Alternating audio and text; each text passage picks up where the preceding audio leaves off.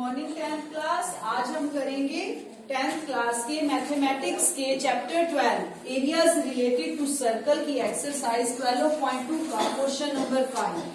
देखो question number 5 में आपको क्या दिया गया है कि त्रिज्या 21 सेंटीमीटर वाले वृत्त का एक चाप केंद्र पर 60 डिग्री का कोण अंतरित करता है। एक सर्कल है, उसकी त्रिज्या कितनी दी हुई है?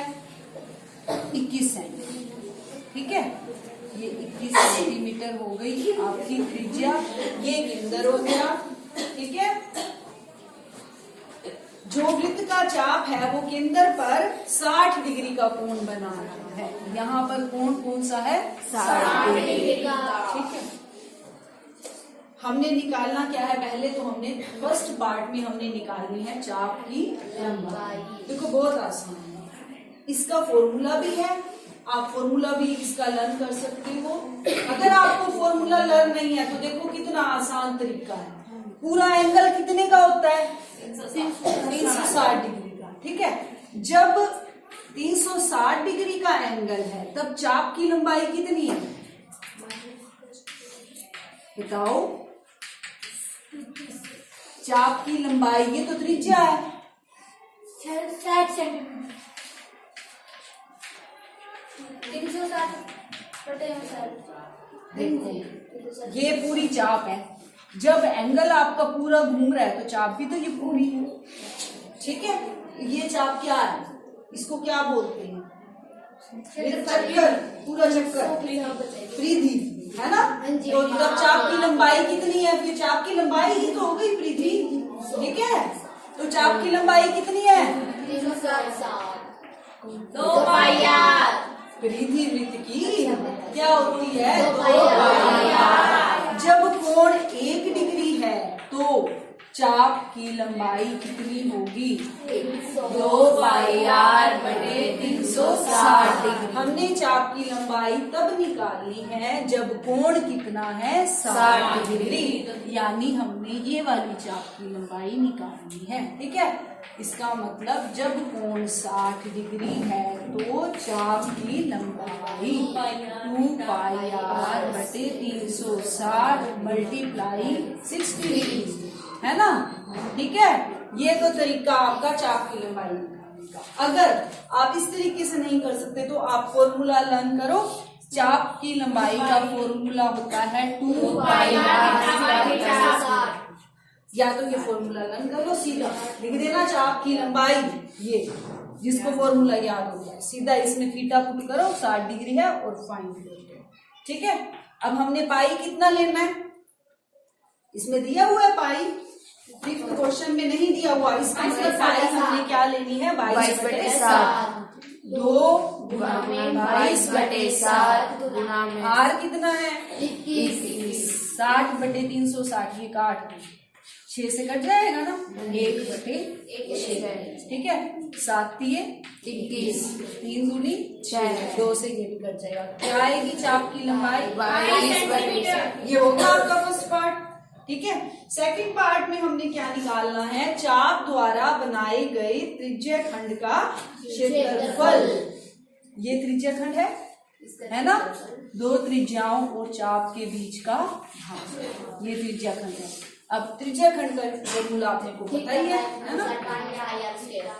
त्रिज्या खंड, इसको नाम दे दो ओ, इसमें जीवा लगानी है तो लगा दो ओ ए बी, यहाँ नाम दे देना पी का। ठीक है, इससे हमारे त्रिज्या खंड का नाम बन जाएगा। चाहे जीवा मत भी लगाना आप, कोई दिक्कत नहीं है, क्योंकि यहाँ हमें जीवा के बारे में कुछ नहीं कहा गया। हमने तो त्रिज्या खंड निकालना है, ओ ए पी बी का क्षेत्रफल। वो सीधा आप फॉर्मूला लगाओगे, क्या?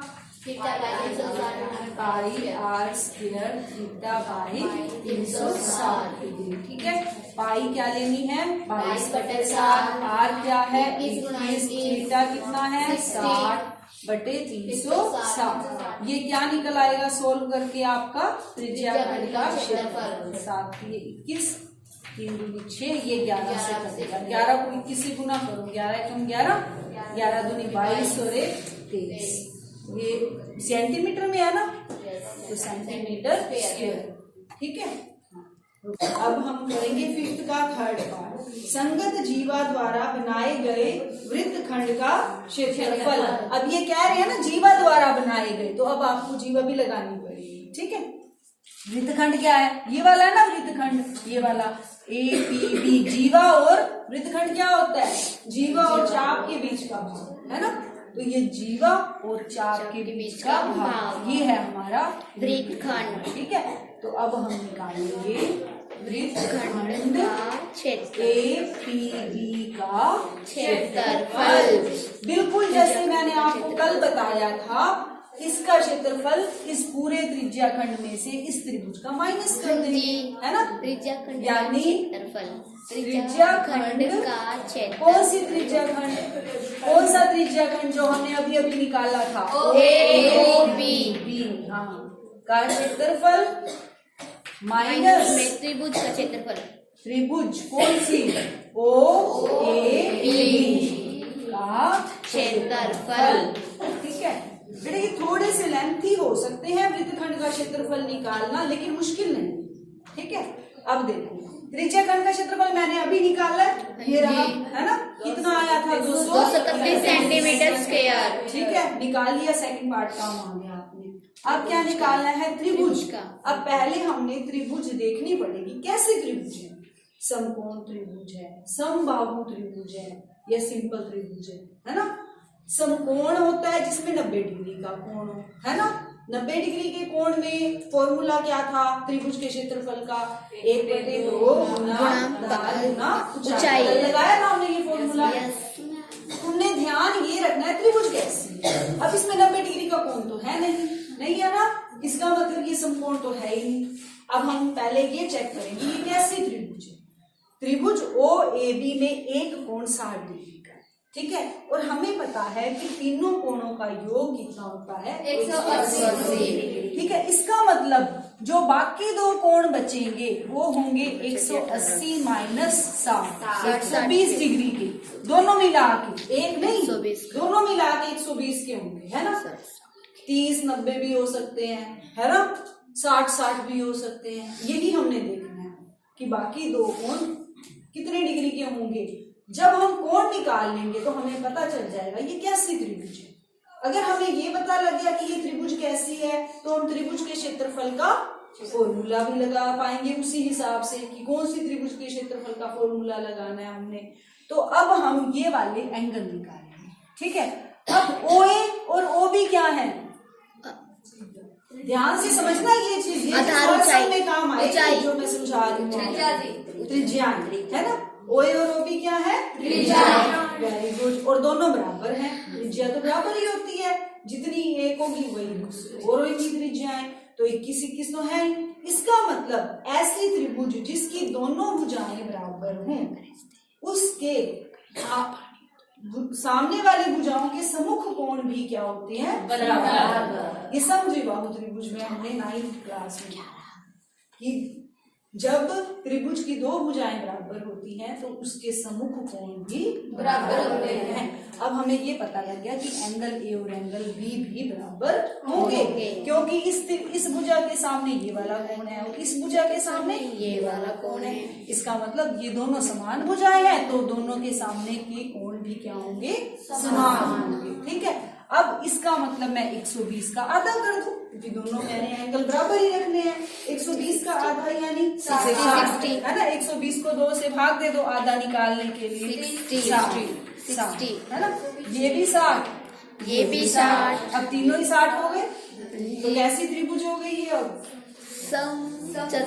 समत्रिभुज, समबाहु त्रिभुज हो गई, जिसकी तीनों भुजाएं बराबर है, तीनों एंगल बराबर होते हैं। वो वाली त्रिभुज कौन सी होती है, समबाहु त्रिभुज, ठीक है। अब समबाहु त्रिभुज के क्षेत्रफल का फॉर्मूला क्या होता है। अब ये वाली त्रिभुज हमें पता लग गया कि समबाहु। अब मैंने जो कल फॉर्मूला लगाया था बेटे त्रिभुज के क्षेत्रफल का फॉर्मूला, सभी ध्यान से सुन लो बेटा, ये चीज बहुत इंपॉर्टेंट है। इसकी वजह से आपके सम गलत हो जाएंगे अगर आप ये चीज नहीं सुनोगे ध्यान से। तो क्योंकि कल हमने जो त्रिभुज के क्षेत्रफल का फॉर्मूला लगाया था वो एक समकोण त्रिभुज बनी थी, क्योंकि हमें उसका एंगल दिया गया था 90 डिग्री, ठीक है। अब हमें 60 डिग्री एंगल दिया गया है, तो मैंने ये निकाल लिया कि तीनों कोण 60 डिग्री के, तो त्रिभुज बन गई समबाहु। कल फॉर्मूला लगाया था 1/2 गुना आधार गुना ऊंचाई क्षेत्रफल का, है ना। आज कौन सा फॉर्मूला लगेगा, क्योंकि आज वाली त्रिभुज क्या है, समबाहु है। तो समबाहु त्रिभुज के क्षेत्रफल का फॉर्मूला किसको याद है? किसी को ध्यान में है? समबाहु त्रिभुज का क्षेत्रफल सेम है नहीं आता, ये होता है वर्गमूल 3/4 1/2। ये हमने 9th में किया था, हीरोन सूत्र वाला अपना फॉर्मूला था ना, चैप्टर हीरोन्स फॉर्मूले वाला, उसमें था 1/2 गुना आधार गुना ऊंचाई भी था उसमें, और समबाहु त्रिभुज के क्षेत्रफल का फॉर्मूला भी था वर्गमूल 3/4 1/2। ए क्या होती है, भुजा, त्रिभुज की भुजा। भुजा कितनी है, 21, तो यहाँ क्या आ जाएगा 21 की। ठीक है, अब इसको आपने हल करना है। 231 माइनस वर्गमूल 3 का आपने मान रखना है। वर्गमूल 3 का मान सभी याद रख लो, आपको पेपर में निकालने की जरूरत नहीं पड़ेगी। वर्गमूल 3 का मान सबको पता होना चाहिए, 1.732। ठीक है, 7-3 भी लिख सकते हो, 7-3-2 भी लिख सकते हो, अगर 3 पॉइंटों तक लिखना चाहते हो। 21 का स्क्वायर होता है 441। ठीक है, अब बेटा इसको सोल्व आपने खुद करना। ठीक है, इसको आप सोल्व करोगे तो वो आपका आंसर है। ठीक है, क्योंकि सॉल्यूशन बड़ा है इसलिए।